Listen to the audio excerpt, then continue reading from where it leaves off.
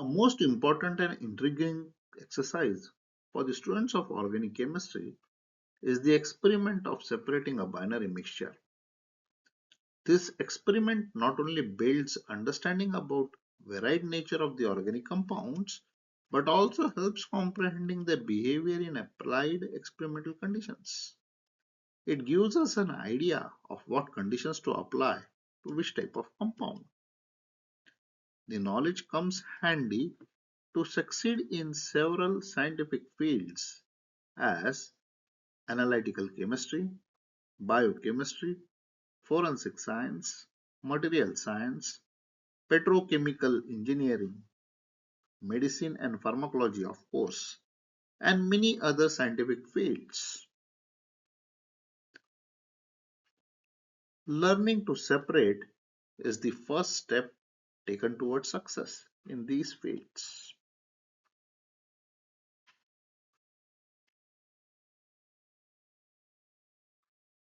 Just how to proceed to separate a binary mixture into its components is a big question. Yeah, we have to proceed logically.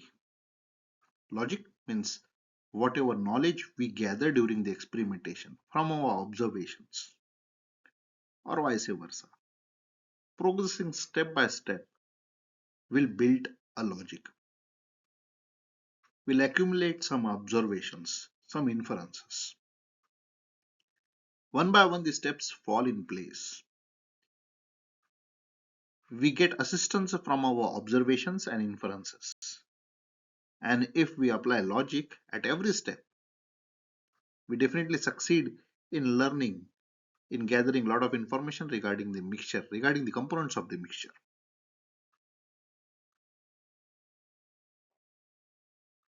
And the big question is just that what this logic is to help us separating and understanding the binary mixture of organic compounds. It is just the pre-existing knowledge about them. Yes, the compounds they do differ in the functional groups they have. The physical and chemical properties all are just the function of their structure. Some are acidic in nature, some are basic, whereas rest of them are neutral. This fact will be helping us in separating the compounds which constitute a binary mixture.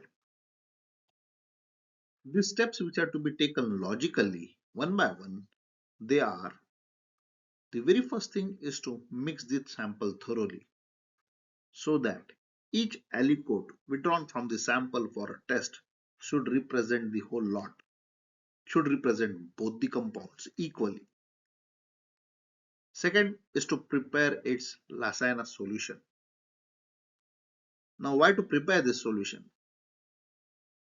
By preparing this solution, we convert the covalently bonded atoms present in organic compounds into their inorganic salts, which are soluble in the water.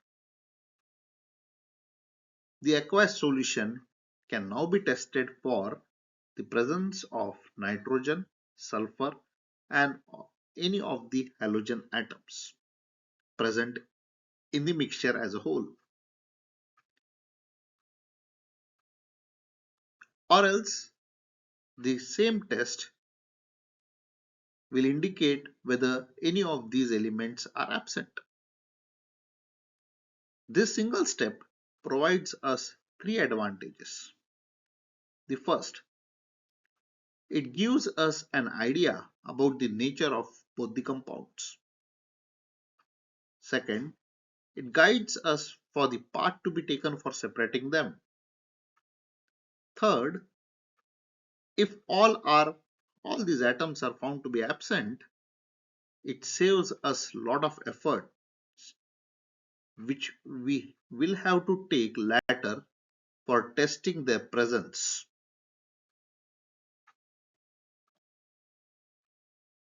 What idea does the first step provides us? so that we can efficiently separate the components of this binary mixture. If nitrogen is found to be present in the mixture, then it simply establishes that either any one or both of them contain nitrogen atom. Hence, one of them will definitely be a basic compound. Or in case both compounds may contain nitrogen, one of them will be a basic, the other will be a neutral compound, nitrogen containing neutral compound. The other possibility is that both the compounds may not contain nitrogen.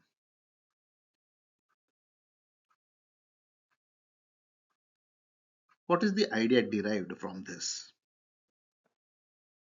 If nitrogen is found to be present in the mixture and one of the compound is definitely to contain nitrogen, there is a possibility that it is either an amine, hydrazine, or a nitrile. If that is a possibility, it is a basic compound and hence it will dissolve in a dilute acid. Hence, use dilute acid to separate both. As one of the two is basic, that compound will dissolve in dilute acid. The other compound is either acidic or it is neutral. And if nitrogen is found to be absent in the mixture, then both the compounds are not basic. Neither they are nitrogen containing neutral compounds. The compounds are acidic or neutral. The compound is devoid of nitrogen containing compounds, hence they cannot be amines, amides, nitrocompounds, nitriles, or hydrazines. Then what are the compounds that are possible to be present in the binary mixture? One of them may be acid, carboxylic acid, or a phenol, or maybe a neutral compound, that is a carbonyl compound, for example. Acidic and neutral compounds mixed in a binary mixture can be separated by either using diethyl ether or dilute aqueous sodium hydroxide.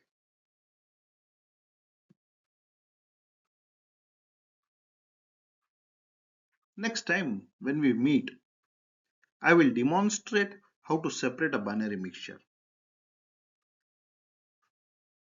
I will truly separate a binary mixture of which I will not be knowing anything. What compounds have been mixed to prepare that binary mixture. And you as an audience will witness how logics are applied and logics are derived from the experiment itself and then they are later used in the further steps. Till then, goodbye.